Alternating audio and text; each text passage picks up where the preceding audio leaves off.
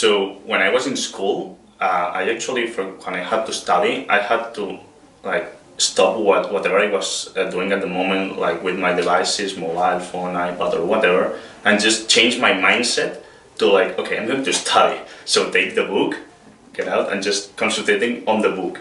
But with like having everything in the iPad actually helps me because it's like more fluent. It's a really fluent way to study because you can be just like doing your stuff and just be like, okay, well, what was the grammar that we did last day? So you can just watch the video first, stop it, watch the video for a second, and then just go back to whatever you were doing. So it's like really fluent. Yeah, that's the word, fluent.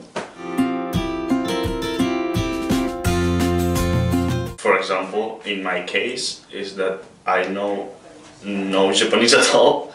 So everything that I'm learning it from the lessons that I'm getting at KAI. So if I have to go to class and just learn everything and then just use it in the same class, it may be just like a little bit too much. Having studied before class what they are going to teach me in that class really helps me.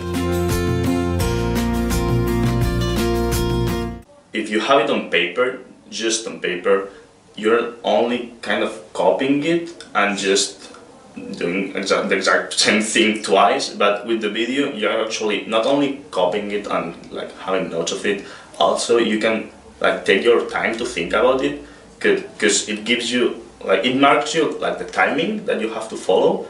And also if you don't understand some point, you can just rewind it a little bit and just take your time to actually think about what you're thinking when you're writing. When I'm learning with the video and I spot something that I think it's important for me to learn, I actually pause the video and take my time to write it and to comprehend it so I can use it forward.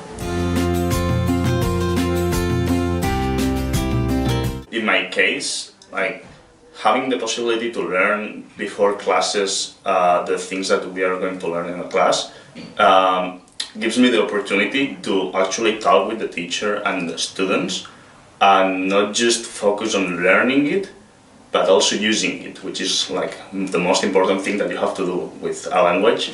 So, yeah. So, when learning a language, it's really important that, for example, if you use the conventional method, you actually are just memorizing things and then you have the test. So you're not really you're not really learning a language, you're just memorizing random grammar and you're not mastering it.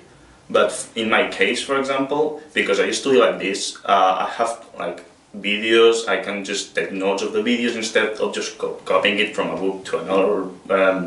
I can also like use flashcards that help me really, for example, for the kanjis to memorize them. I have mini tests, which helps me like, okay, I did this bad because maybe I didn't understand it at all. I have to like check it again.